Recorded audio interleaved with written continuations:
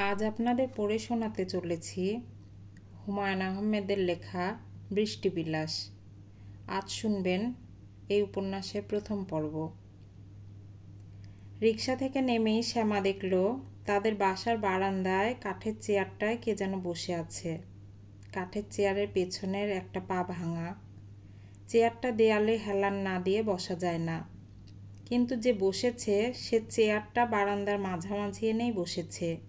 একটু অসাবধান হলেই উল্টে পড়বে। শ্যামার বুক ধুকধুক করতে লাগলো। যে কোনো সময় একটা অ্যাক্সিডেন্ট ঘটবে, এটা মাথায় থাকলেই টেনশন হয়। শ্যামার সমস্যা হচ্ছে সামান্য টেনশনে তার বুক ধুকধুক করে, গলা শুকিয়ে যায়। একসময় মনে হয় হাত পা শক্ত হয়ে আসছে।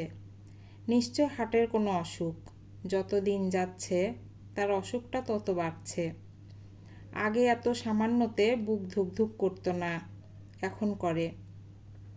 গত সপ্তাহে কলেজ থেকে ফেরার পথে সে দেখল কে যেন ঠিক রাস্তার মাঝখানে একটা ডাব ফেলে রেখেছে। তার বুক ধুকধুক করা শুরু হলো। এই বুঝি অ্যাক্সিডেন্ট হলো। ডাবের সঙ্গে ধাক্কা লেগে উল্টে পড়ল রিকশা। রিকশার যাত্রী ছিটকে পড়ল সিট থেকে। আর সঙ্গে সঙ্গে পেছন থেকে একটা ট্রাক এসে তার ওপর দিয়ে চলে গেল। দৃশ্যটা শ্যামার চোখের সামনে স্পষ্ট দেখল। তার হাত পা শক্ত হয়ে গেল, নড়ার ক্ষমতা নেই।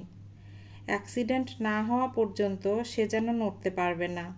তার উচিত রাস্তায় নেমে ডাবটা সরিয়ে দেওয়া। সেটাও সম্ভব না। 20 বছর বয়সী রূপবতী এক তরুণী রাস্তার ময়লা পরিষ্কার করছে, এই দৃশ্য মজাদার। চারিদিকে লোক জমে যাবে। সবাই তার দিকে ড্যাব ড্যাব করে তাকিয়ে থাকবে। তাদের দৃষ্টিতে পরিষ্কার লেখা থাকবে, ব্রেন নষ্ট মেয়ে। ডাবটা সরিয়ে সে যখন বাসার দিকে রওনা হবে, তখন তার পেছনে পেছনে কয়েকজন রওনা হবে মজা দেখার জন্য। ব্রেন নষ্ট মেয়ে নতুন আর কি করে সেটা দেখার কৌতূহলেই পেছনে পেছনে যাওয়া। পাগল মেয়ের পেছনে হাঁটা যায়, তাতে কেউ দোষ ধরে না। ভাঙা চেয়ারটায় বসে আছেন শ্যামার বাবা আব্দুর রহমান। তিনি মালিবাগ অগ্রণী ব্যাংকের ক্যাশিয়ার। সন্ধ্যা 7টার আগে কোনো দিনই বাসায় ফেরেন না। এখন বাজছে 3টা 10। অসময়ে বাসায় ফিরে বারান্দায় বসে আছেন বলে শ্যামা দূর থেকে বাবাকে চিনতে পারেনি। তাছাড়া বাসায় তিনি যতক্ষণ থাকেন খালি গায়ে থাকেন। আজ পরেছেন ইস্ত্রি করা পাঞ্জাবি। শ্যামার বাবার মুখ হাসি হাসি। তাকে দেখে মনে হচ্ছে কিছুক্ষণের মধ্যে আনন্দময় কিছু ঘটবে। তার প্রতীক্ষায় চেয়ারে বসে তিনি পা দোলাচ্ছেন। শ্যামার বাবার দিকে তাকিয়ে আতঙ্কিত গলায় বলল, বাবা, এই চেয়ারটার পেছনের পা ভাঙা, তুমি উল্টে পড়বে। আব্দুর রহমান আনন্দিত গলায় বললেন, পায়া ঠিক করেছি, 3টা পেরেক মেরে দিয়েছি। তোর কলেজ ছুটি? ঘেমে কি হয়েছিস? যা ঘরে গিয়ে গোসল কর, আর তোর মাকে বল আমাকে একটা পান দিতে। শ্যামা ঘরে ঢুকল। শ্যামার মা সুলতানা মেয়েকে দেখেই বললেন, এত দেরি কেন রে? শ্যামা বিরক্ত হয়ে বলল, দেরি কোথায় দেখলে? 3টার সময় কলেজ ছুটি হয়েছে, এখন বাজছে 3টা 10। যা গোসল করতে যা, বাথরুমে পানি, সাবান, তোয়ালে দেওয়া আছে। খিদায় মারা যাচ্ছি, আগে ভাত দাও তো। আর বাবা পান চাচ্ছে। বাবা আজ এত সকাল সকাল অফিস থেকে ফিরল কেন? সুলতানা হাসি মুখে বললেন, তার অফিসের কয়েকজন কলিগ আসবে, বিকালে চা খাবে। তুই দাঁড়িয়ে আছিস কেন? গোসলে যা। শ্যামা শীতল গলায় বলল, ঘটনা কি বলো তো মা? আমাকে গোসল করানোর জন্য এত ব্যস্ত হয়ে গেছো কেন? সুলতানা হড়বড় করে বললেন, কোনো ঘটনা না। ঘটনা আবার কি? তোর বাবার কয়েকজন বন্ধু বিকালে চা খেতে আসবে। অফিসের বন্ধু বান্ধবরা চা খেতে আসতে পারে না?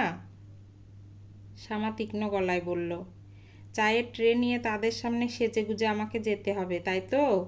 ঘটনা এরকম কিনা সেটা বলো। সুলতানা চুপ করে রইলেন। শ্যামা বলল, ছেলে কি করে?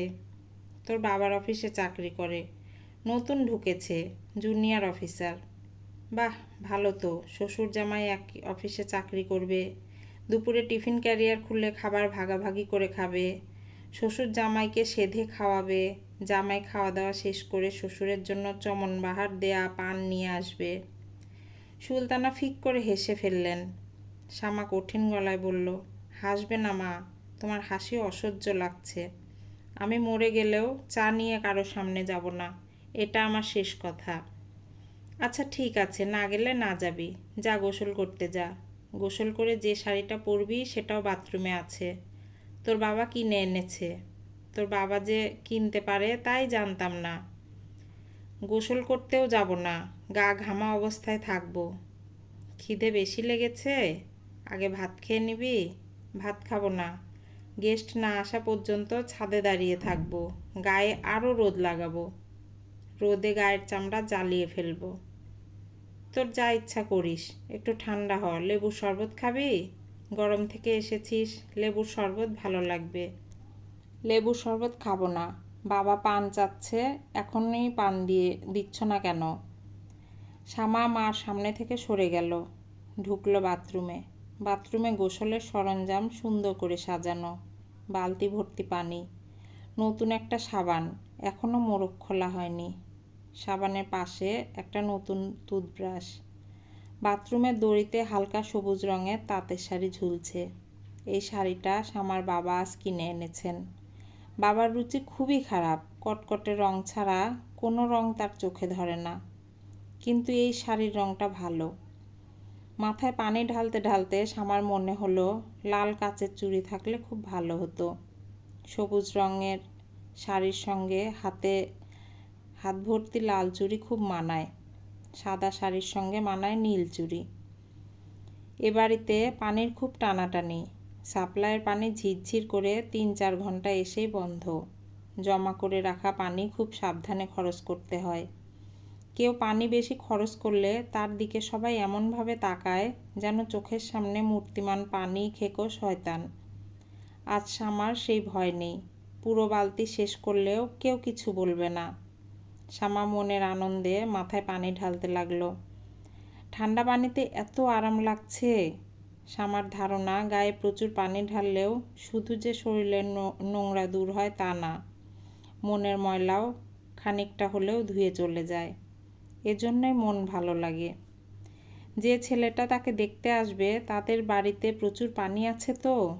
সবচেয়ে ভালো হয় যদি বাড়িতে বাথটাব থাকে। গরমের সময় বাথটাব ভর্তি করে সে পানি রাখবে। বরফের দোকান থেকে 4-5 কেজি বরফ এনে গুঁড়ো করে বাথটাবে ছেড়ে দেবে। কয়েকটা টাটকা গোলাপ কিনে গোলাপের পাপড়ি পানিতে ছেড়ে দিয়ে সে ডুবে থাকবে।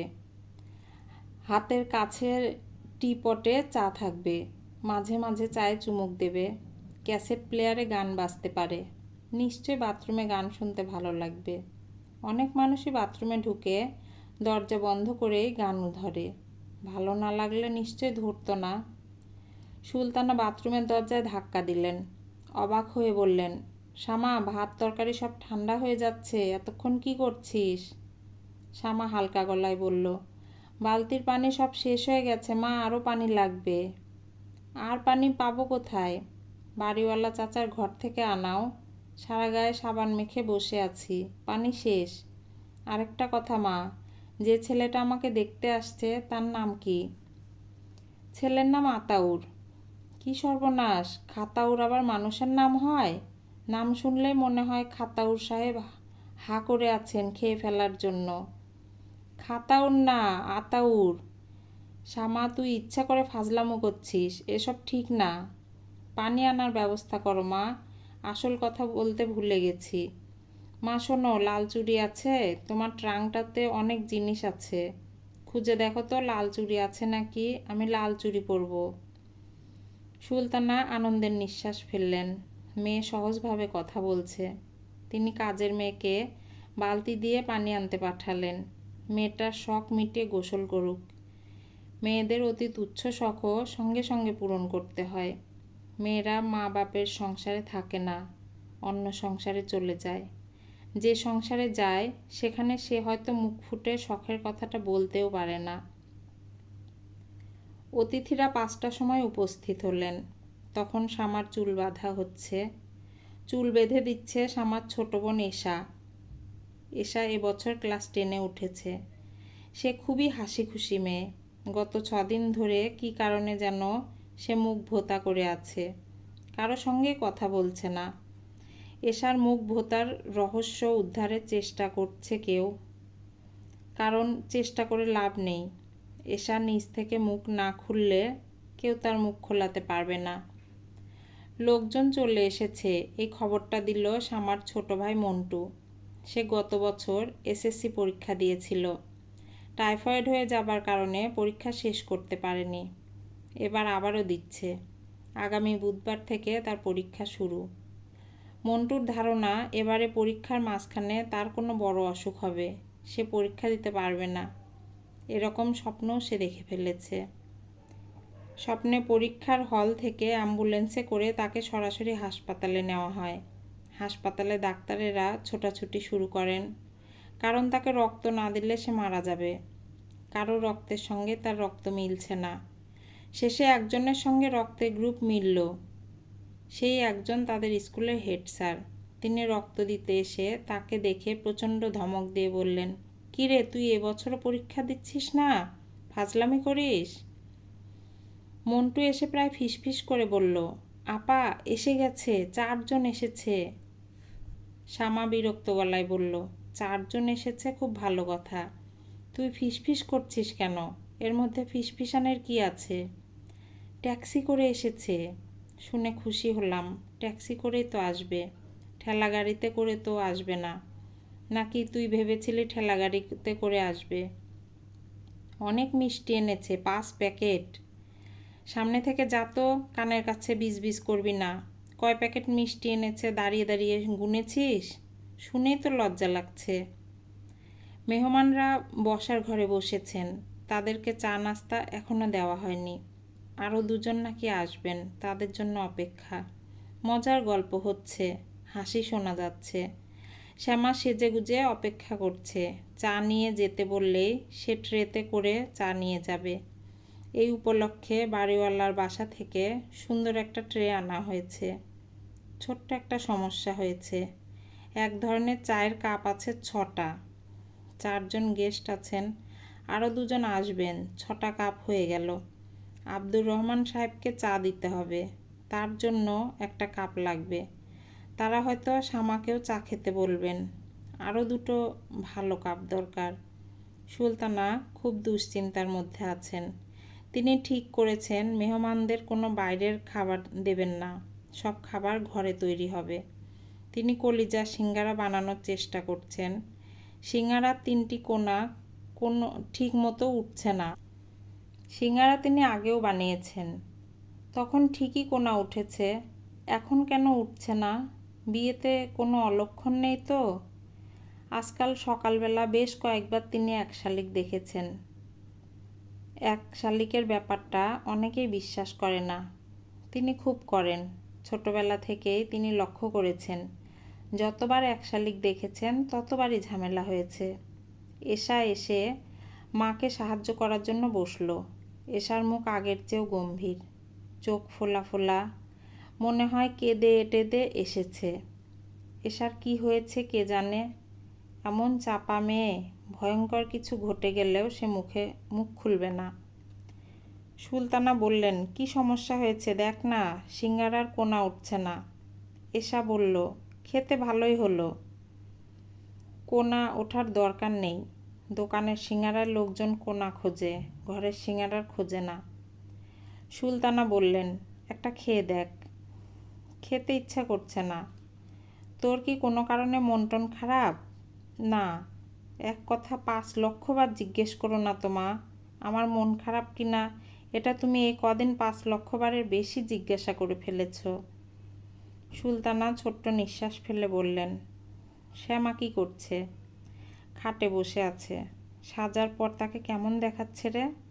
পরীদের রানীর মতো লাগছে। সুলতানা তৃপ্তির হাসি হাসতে হাসতে বললেন, শ্যামাকে যেই দেখবে সেই পছন্দ করবে। মাঝে মাঝে ওর দিকে তাকালে বুকে ধাক্কার মতো লাগে। ভেবেই পাই না এত সুন্দর মেয়ে আমার পেটে জন্মালো কিভাবে। এশা বলল, আপা বেশি সুন্দর, বেশি সুন্দরকে আবার মানুষ পছন্দ করে না। সুলতানা অবাক হয়ে বললেন, পছন্দ করবে না কেন? এশা উত্তর দিল না। সুলতানা বললেন, পছন্দ করবে না কেন বল, কারণ জানিস না? কারণ জানি, কিন্তু বলতে ইচ্ছা করছে না।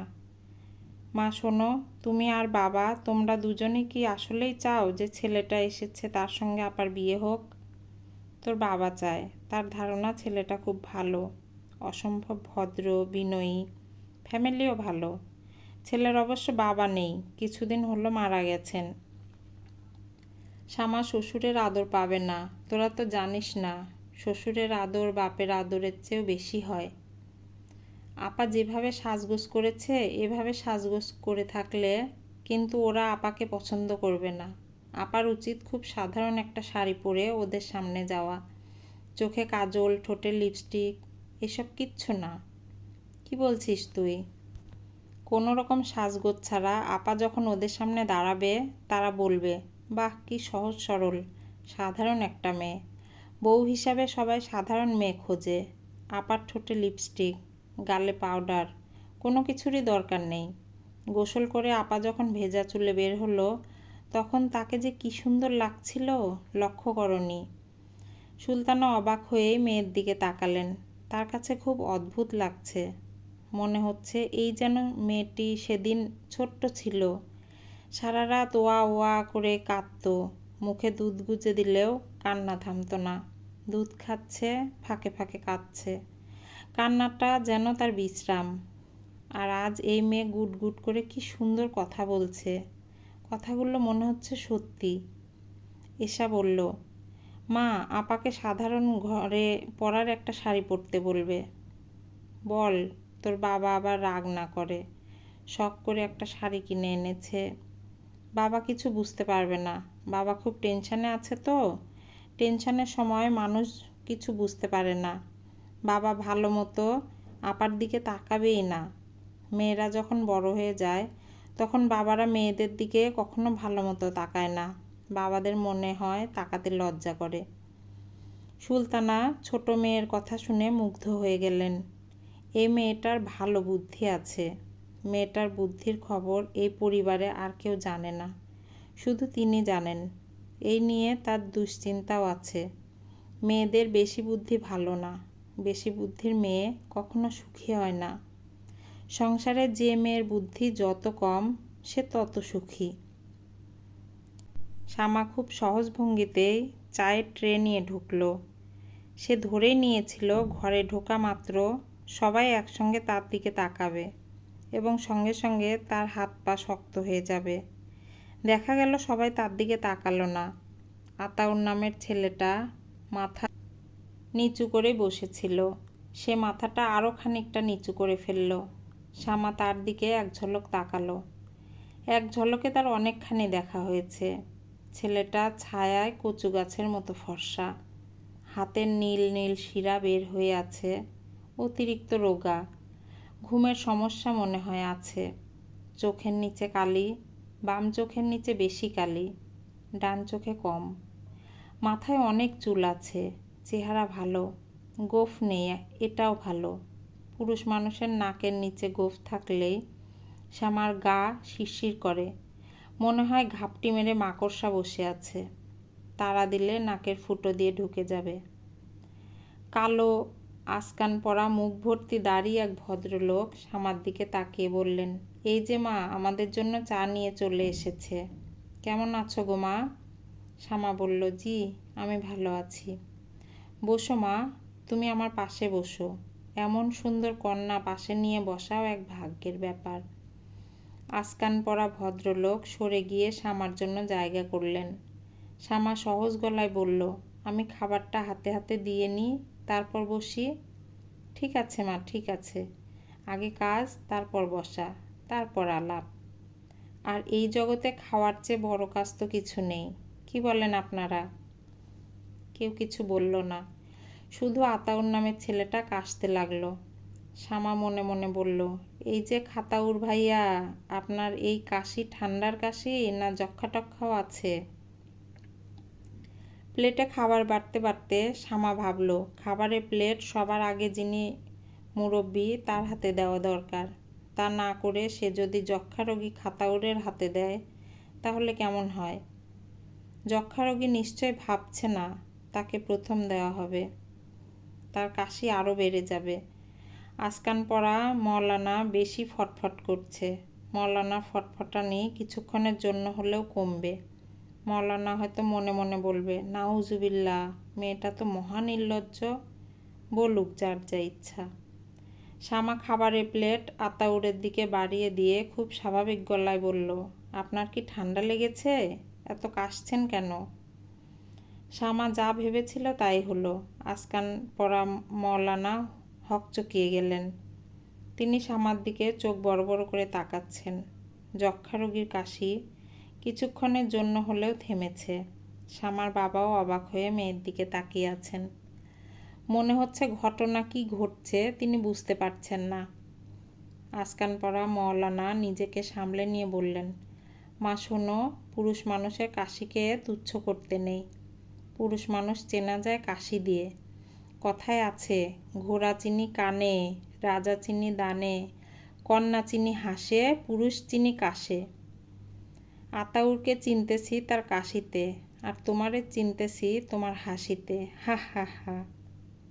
শামা লক্ষ্য করল সবাই হাসতে শুরু করেছে, এমনকি তার বাবাও হাসছেন, যিনি কখনো হাসেন না, কারণ হাসিকে তিনি চারিত্রিক দুর্বলতা মনে করেন। সবাই হাসছে, শুধু যক্ষ্মা রোগীর মুখে কোনো হাসি নেই। সে মাথা আরও নিচু করে ফেলেছে। কালো আসকান পরা মওলানা, পাত্রের মেজ চাচা সৈয়দ আওলাদ হোসেন, নেত্রকোনা কোর্টে ওকালতি করেন। তিনিই পাত্রের অভিভাবক। বিয়ের কথাবার্তার সময় পাত্রের অভিভাবকরা ক্রমাগত কথা বলেন। সৈয়দ সাহেব তার ব্যতিক্রম নন। তিনি দাড়ি কমা ছাড়াই কথা বলে গেলেন এবং বিদায়ের আগে অত্যন্ত নাটকীয় ভঙ্গিতে বললেন, যাবার আগে একটা কথা বলে যাই, কন্যা আমাদের সবারই অত্যন্ত পছন্দ হয়েছে। আলহামদুলিল্লাহ। শুধু কন্যা পছন্দ হয়েছে বললে ভুল বলা হবে, কন্যার পিতাকেও পছন্দ হয়েছে। বেয়ান সাহেবের সাথে দেখা হয় নাই, তার রান্নাবান্না পছন্দ হয়েছে। সিঙ্গারা অনেক জায়গায় খেয়েছি, এরকম স্বাদের সিঙ্গারা খাই নাই। বেয়ান সাহেবকে দূর থেকে জানাই অন্তরে অন্তঃস্থল থেকে মোবারকবাদ। এখন বিবাহের তারিখ নিয়ে দুটো কথা। আমি সবচেয়ে খুশি হতাম আজকে রাতেই বিবাহ দিতে পারলে। সেটা সম্ভব না, আমাদের নিজেদের কিছু আয়োজন আছে। আমরা তো শহরের লোক না, গ্রামের লোক। বিয়ে শাদী সবাইকে নিয়ে দিতে হয়। কাজেই বিবাহ হবে ইনশাল্লাহ আষাঢ় মাসে। আব্দুর রহমান সাহেব, আপনার কিছু বলার থাকলে বলবেন। আব্দুর রহমান সাহেব বিনীত ভঙ্গিতে বললেন, আপনারা যা ঠিক করবেন তাই হবে। এই মেয়ে এখন আপনাদের মেয়ে। আওলাদ হোসেন সবগুলি দাঁত বের করে দিয়ে বললেন, আলহামদুলিল্লাহ। এই যে আপনি বললেন আপনাদের মেয়ে, এতে সব কথা বলা হয়ে গেল। মেয়ে তো আমাদের অবশ্যই, আপনাদের বাড়িতে থাকতে দিয়েছি। হা হা হা। আওলাদ সাহেব আসকানের পকেট থেকে আংটি বের করে শামার আঙুলে পরিয়ে দিলেন। শুধু আংটি না, আংটির সঙ্গে খামে ভর্তি টাকাও আছে, 1001 টাকা। আওলাদ সাহেব বললেন, এই যে 1001 টাকা দিলাম, এর একটা ইতিহাস আছে। ইতিহাস না বললে বুঝবেন না। হয়তো ভাববেন টাকা দিচ্ছে কেন, ছোট লোক নাকি। এখন ইতিহাসটা বলি। আজ আমাদের খুবই গরিবী হালত। একসময় এরকম ছিল না। আমার পূর্বপুরুষেরা ছিল ঈশ্বরগঞ্জের নোয়ানি জমিদার। তাদের নিয়ম ছিল কন্যাকে 1000 একটা আশরাফি দিয়ে মুখ দেখা। এই নিয়ম তো এখন আর সম্ভব না, তারপরেও পুরনো স্মৃতি ধরে রাখা। শামা বাবার চোখের ইশারায় তার হবু চাচা শ্বশুরকে পা ছুঁয়ে সালাম করে বোকার মতো দাঁড়িয়ে রইল। তার কাছে মনে হচ্ছে সে একটা নাটকে পাঠ করছে, যে নাটকে তার চরিত্রটা খুবই গুরুত্বপূর্ণ, কিন্তু কোনো সংলাপ নেই। পরিচালক তাকে বুঝিয়েও দেননি যে স্টেজে উঠে কি করতে হবে। 1001 টাকা ভর্তি খামটা হাতে নিয়ে দাঁড়িয়ে থাকতে খুব অস্বস্তি লাগছে। এটা যদি কোনো হাসির নাটক হতো তাহলে সে খাম খুলে টাকাগুলি বের করে গুনতে শুরু করত এবং একটা নোট বের করে বলতো, এই নোটটা ময়লা, বদলে দেন। কিন্তু এটা কোনো হাসির নাটক না, খুবই সিরিয়াস নাটক। নাটকের কেন্দ্রীয় চরিত্রের একজন ঈশ্বরগঞ্জের নওয়ানী জমিদারের উত্তরপুরুষ সৈয়দ ওয়ালিউর রহমান এখন আবেগে আপ্লুত হয়ে কাঁদছেন এবং রুমালে চোখের পানি মুছছেন। নাটকের আরেক চরিত্র শামার বাবা আব্দুর রহমান সাহেবের চোখেও পানি। অন্যান্য পার্শ্ব চরিত্ররা উকিঝুঁকি দিচ্ছে। মন্টুকে দেখা যাচ্ছে, সে ব্যাপারে দেখে পুরোপুরি হকচকিয়ে গিয়েছে। তার হাতে একটা পানির গ্লাস। শামার মনে হলো যে কোনো মুহূর্তে সে হাত থেকে পানির গ্লাস ফেলে দিবে। বিয়ের পাকা কথার দিন হাত থেকে পড়ে গ্লাস ভাঙা শুভ না অশুভ কে জানে। শামার হঠাৎ করে আয়নায় নিজেকে দেখতে ইচ্ছা করলো। তার চেহারাটা কি আগের মতোই আছে না বদলাতে শুরু করেছে? ছেলেদের চেহারা সমগ্র জীবনে খুব একটা পাল্টায় না, কিন্তু মেয়েদের চেহারা পাল্টাতে থাকে। কুমারী অবস্থায় থাকে একরকম চেহারা, বিয়ের কথাবার্তা ঠিকঠাক হবার সময় হয় অন্যরকম এক চেহারা, বিয়ের পর আরেক রকম চেহারা, মা হবার পর চেহারা আবার পাল্টায়, যখন শাশুড়ি হয় তখন আরেক দফা চেহারার বদল।